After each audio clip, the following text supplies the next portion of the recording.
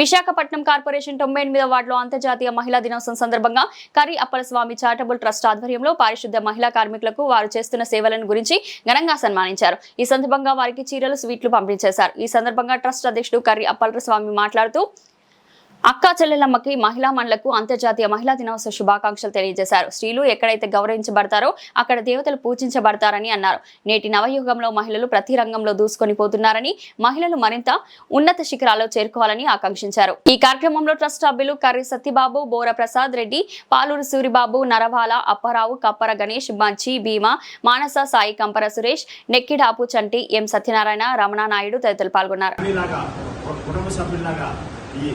ఇక్కడ గ్రామస్తులతో అందరితో కలిసిపోయి మరి ఎంతో ప్రేమ చూపిస్తారు.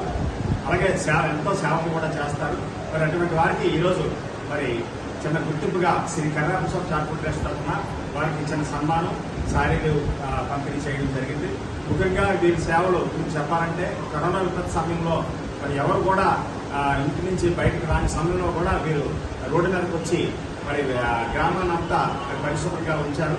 మరి ఇటువంటి వారిని గుర్తించుకోవడం కూడా మరి మా పెద్దలుగా మాకు మా బాధ్యతను తెలియజేసుకుంటూ ఎప్పుడైనా సరే ఎవరైనా సరే కష్టంలో ఉంటే శ్రీ కర్రాపురం చారిటబుల్ ట్రస్ట్ మరి ఒక సహాయం చేయలాగా ఒక హెల్పింగ్ హ్యాండ్ లాగా ఉంటుందని తెలియజేస్తూ మరి గతంలో మరి మీ చాలా సేవా కార్యక్రమాలు కూడా మేము చేస్తామని అందరికీ తెలుసు.